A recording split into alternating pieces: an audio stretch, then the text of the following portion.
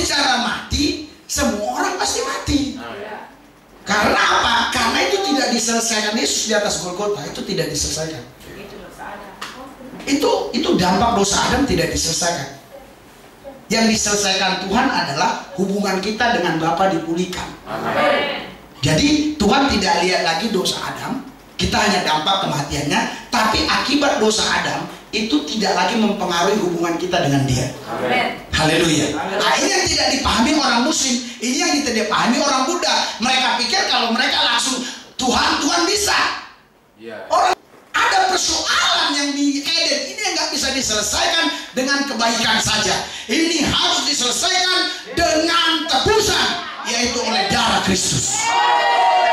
Itu yang mereka nggak ngerti, itu yang mereka nggak paham. Haleluya.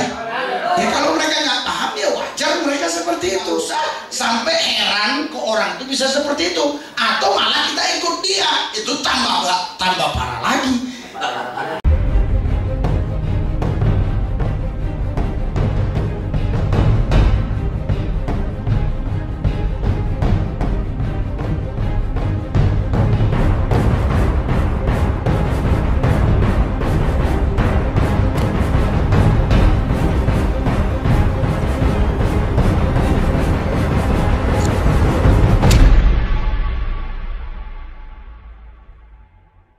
Haleluya. Haleluya. Jadi saudara, biar Anda tahu, kalau Anda baca Roma 6 ayat 23, upah dosa adalah maut. Saudara, ini bukan dosa yang Anda melakukan. Haleluya. Ini bukan dosa yang Anda melakukan. Ya, dosa yang Anda melakukan ini dampaknya membawa kematian tubuh. Tapi waktu Yesus mati di atas Golgota, dosa itu sudah diselesaikan. Tapi dampak kematian tubuh itu harus terjadi. Kalau itu tidak terjadi, Anda tidak akan bisa berjumpa dengan Bapa, dengan intim dengan Dia. Haleluya. Haleluya. Tuhan ajari saya, gimana? Kok ini mau, ini mati? Mati dengan maut beda. Maut saudara, kalau Anda baca Alkitab semua, saya tadi baca semua, tapi saya kalau baca semua kita bahasnya ribet. Maut itu ada kerajaannya, kerajaan maut. Itu maut berbicara tentang kekuasaan di tangan seorang pribadi, di tangan satu pribadi. Pribadi itu namanya kerajaan maut. Tapi dosa ini tidak ada namanya kerajaan dosa di Alkitab. Ini berbeda. Ini perbuatan, bukan satu institusi, tapi kerajaan maut satu institusi. Haleluya. Anda harus paham hal ini. Banyak pendeta pun nggak paham hal ini. Saya pun karena dikasih tahu paham, dikasih paham sama Tuhan. Amin. Haleluya. Haleluya. Bahkan sampai ada pendeta bisa doakan orang salah ngomong. Doakan dalam pernikahan, kamu tidak bisa dipisahkan satu sama lain terkecuali maut yang memisahkan. Lah, salah. Haleluya. Kematian dengan maut itu beda. Haleluya. Bahkan nanti Anda akan baca, biar Anda tahu ya, 1 Yohanes 5, ini ada dosa yang membawa maut, ada dosa yang nggak bawa maut. Saya tadi baca di sana, saya belajar apa maksudnya ini. Coba Anda bisa cari cepat, saya tadi ada baca itu. Ada dosa yang membawa maut, ada dosa yang tidak membawa maut. Oke, ayat 16 ya. Oke, kita baca Yohanes 5 ayat 16. Sampai dia bilang begini, 3, 2, 1. Kalau ada seseorang melihat saudaranya berbuat dosa, yaitu dosa yang tidak mendatangkan maut, hendaklah ia berdoa kepada Allah dan Dia akan memberikan hidup kepadanya, kepada orang tadi kan, yaitu mereka yang berbuat dosa yang tidak mendatangkan maut. Kita doa dia jadi selamat. Terus ada dosa yang mendatangkan maut, tentang itu tidak kukatakan bahwa ia harus berdoa. Bukan tidak boleh berdoa, tapi tidak harus berdoa. Kenapa? Karena kalau dosa yang tidak mendatangkan maut, saudara, itu adalah dosa yang dalam bahasa aslinya amartia, yang tidak tepat dengan sasaran Allah, itu dosa. Misalnya Tuhan mau Pak Hendrik ini harusnya dia datang ke rumah saya bawa ikan goreng misalnya, ya kan? Karena ketidakpekaan dia tidak bisa lakukan itu. Dan saya doa, Tuhan Yesus ampunilah dia, karena dia tidak tahu apa yang harus dia perbuat. Ini dia selesai dosanya. Selesai dosanya. Nggak usah dia doa, selesai. Tapi dosa yang Bapak mau adalah, di Alkitab sudah dibilang jangan curi, jangan zina, jangan ini, jangan ini. Ini kan sudah ada dalam pengetahuan dia. Dia lakukan dosa ini dosa membawa maut. Ini saya berdoa tidak ada artinya kalau dia tidak bertobat. Dia harus mengambil keputusan bertobat. Saya sudah dengar ada beberapa orang pernah jelaskan ini tapi tidak detail. Saya tahu dari Tuhan. Jadi saya mau berdoa kayak Tuhan Yesus selamatkan dia, Tuhan Yesus selamatkan dia. Kalau dia tidak mengambil keputusan untuk bertobat, dia tidak akan selamat. Artinya doa saya pun sia-sia. Kalau begitu, apa yang harus kita buat? Yang harus kita buat bagi orang yang melakukan dosa yang tidak mendatangkan maut, kita berdoa selesai dia diampuni. Tapi bagi orang yang berbuat dosa yang mendatangkan maut, kita tidak cukup berdoa. Kita harus datang kepada dia dengan urapan khusus dan kita kasih tahu, tinggalkan dosa, datang kepada Tuhan, maka engkau akan selamat. Haleluya. Itu nggak bisa kau hanya doa-doa saja. Haleluya. Haleluya. Haleluya. Saudara, biar bisa kita paham akan hal ini, supaya terungkap sesuatu yang tersembunyi ini. Ya, sehingga Anda bisa jawab. Selalu orang susah jawab. Ya, apa yang kuajarkan kepada Anda, kuajarkan di tempat lain lagi pun orang begini. Jadi semua yang kuajarkan di mana-mana itu udah Anda dengar dulu. Ya, nanti ini saya pergi kemana saya ajarkan. Orang bilang, oh iya berarti ini maksudnya. Haleluya. Haleluya. Haleluya.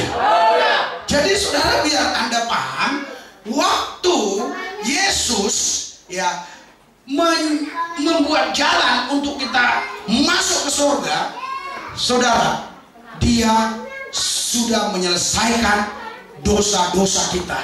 Tapi ingat baik, dosa karena kematian itu dia tidak selesaikan. Itu bukan karena dosa. Itu dosa yang dibuat Adam, dampaknya kepada kita. Kita punya pengetahuan sehingga kita harus mati. Anda tahu kenapa orang sekarang cepat mati? Karena terlalu banyak pengetahuan. Setiap orang yang bodoh lama matinya. Coba lihat. Orang yang terlalu banyak pengetahuan dia cepat mati. Banyak mikir. Ya, zaman dulu belum ada dokter. Zaman dulu belum ada rumah sakit. Tapi umur orang panjang-panjang. Kenapa? Dia nggak punya pengetahuan. Makanya tadi saya masukkan di WA. Siapa bilang kalau kita makan buah, makan sayur, kita sehat, kita ini. Haleluya. Gemuk iya, badak makanannya itu. Kan saya bilang. Haleluya. Haleluya. Jadi saudara, sebenarnya bukan masalah makanan. Ini masalah dosa Adam, makanya harus mati. Jangan dibolak-balik. Orang mati itu bukan karena makanan, karena rohnya meninggalkan tubuhnya. Haleluya. Nggak ada orang mati karena penyakit. Siapa bilang ada yang mati karena penyakit? Nggak ada. Mau sakit apapun dia, kalau rohnya belum mau pergi-pergi nggak bakal mati. Saya udah lihat orang yang seperti itu. 4 tahun dia di rumah, nggak berani lagi rumah sakit terima dia. Tapi dia dibilang hidup. Kenapa dibilang hidup? Masih, karena rohnya masih ada. Haleluya. Haleluya. Setelah saya doakan 2 hari langsung dia mati. Jadi dia mati bukan karena penyakit, karena rohnya pergi. Haleluya. Buktinya si Oma lama dia sakit, nggak mati-mati. Si Oma, ibunya, mamanya Ibu Ida. Setelah Roh Kudus bilang, Mau nggak kamu ke surga? Mati? Mau? Nah. Baru saya doakan mati dia. Mati betul. Tanggalnya, jamnya sama. Jamnya enggak lah, tanggalnya sama. Saya telepon ibu, udah pas Pak. Bapak bilang hari Rabu, pas hari Rabu dia mati katanya. Ya udah. Selasa ya? Ya Selasa yang penting sama lah. Haleluya. Jadi bukan masalah sakit. Jadi kalau begitu, apa yang harus kita buat hari ini? Kita harus hidup kudus. Amin. Supaya kau nggak sakit-sakitan. Haleluya.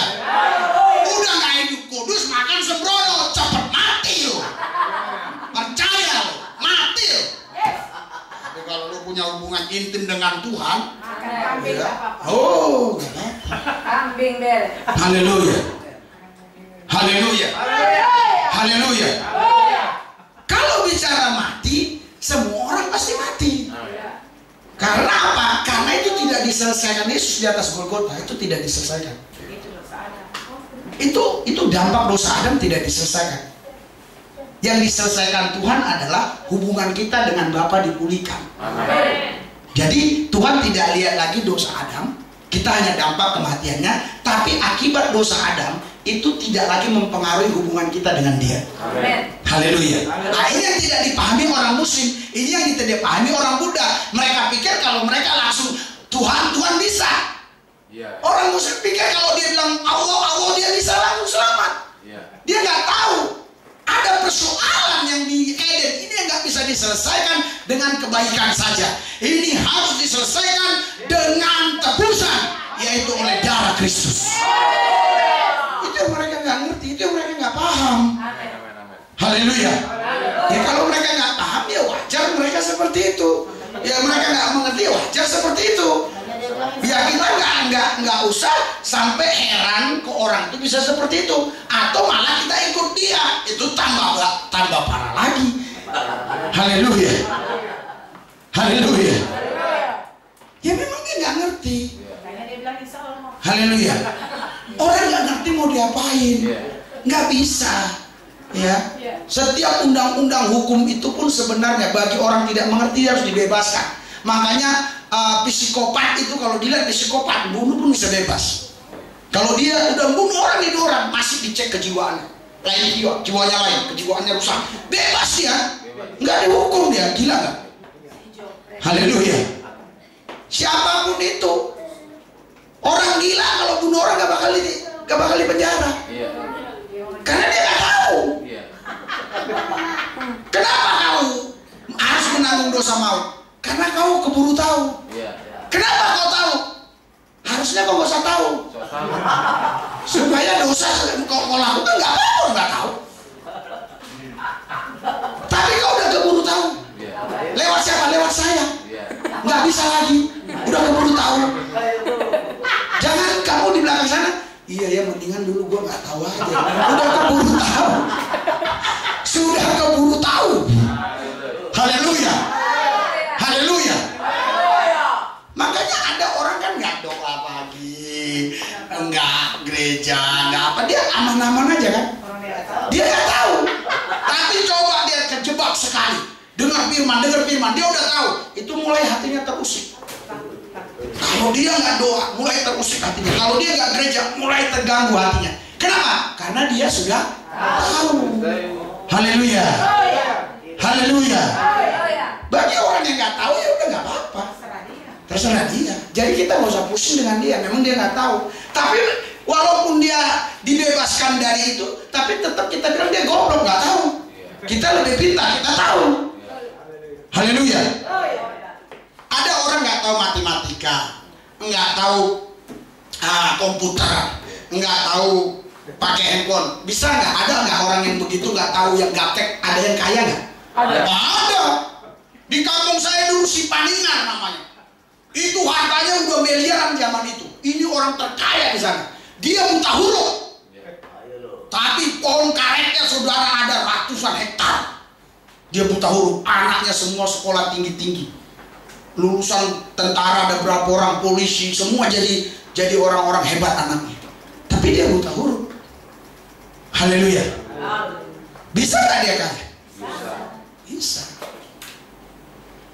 Tapi dia tambah 4 nggak tahu, nggak apa-apa. Nggak apa-apa, nggak masalah. 5 tambah 5 nggak tahu, nggak apa-apa. Walaupun dia nggak tahu itu 100.000 nggak masalah. Tapi dia beli di supermarket tetap itu harganya 100.000. Daripada lu tahu uang 100.000 tapi lu nggak punya duit 100.000. Mana lebih baik? Haleluya.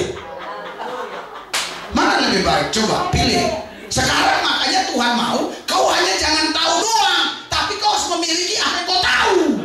Itu yang Tuhan mau. Jangan tahu-tahu doang, ya gua tahu.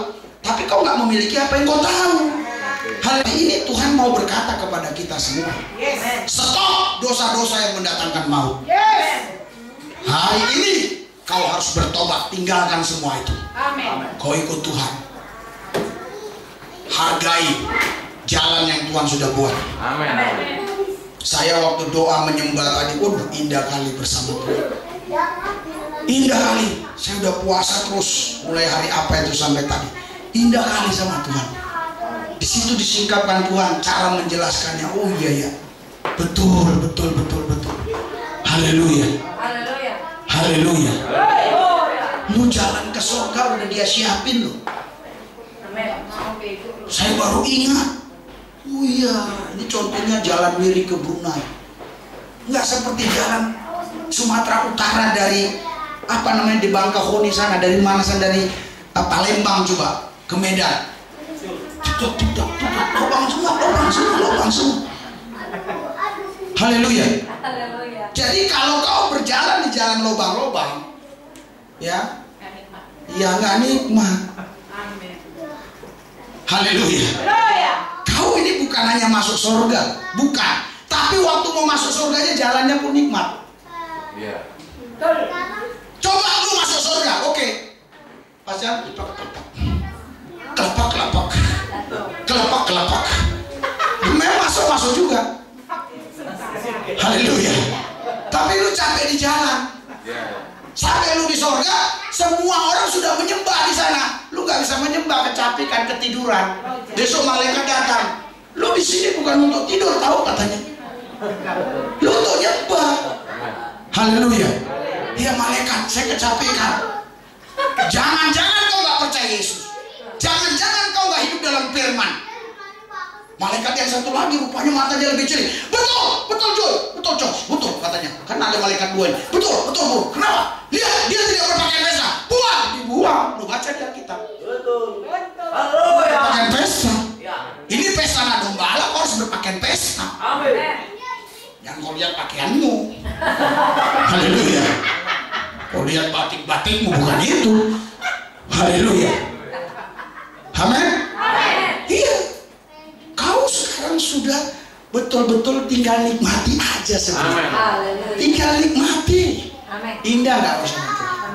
Tinggal hubungan intim dengan dia. Susah amat sih. Haleluya.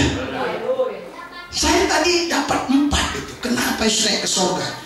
Saya juga yang satu apa ya? Bingung saya. Haleluya. Tapi dalam bicara-bicara nanti Tuhan kasih tahu. Itulah kerinduan saya. Ya, ada satu lagi tadi apa aja Tuhan bilang. Ya. Jadi biar Anda paham betul bahwa Anda ini sekarang bukan orang biasa lagi. Anda itu sudah orang surga, sudah anak surga, bukan anak dunia. Haleluya. Anak surga tentunya sifatnya sifat surga, budayanya budaya surga. Anak dunia budayanya budaya dunia. Terus lu paksain ikut gua, lu paksain dia ikut lu, ya gak bisa. Orang dia anak dunia, kamu anak surga, dan terus kamu akhirnya karena pusing, kamu jadi ikut dia. Lah, kan katanya kita sudah dipindahkan dari kerajaan kegelapan kepada kerajaan terang anaknya. Amin. Haleluya. Kolose 1:13 kita kan sudah pindah. Betul kan? Jadi saudara, untuk hidup dalam kebenaran sebenarnya ini bukan satu pergumulan yang berat.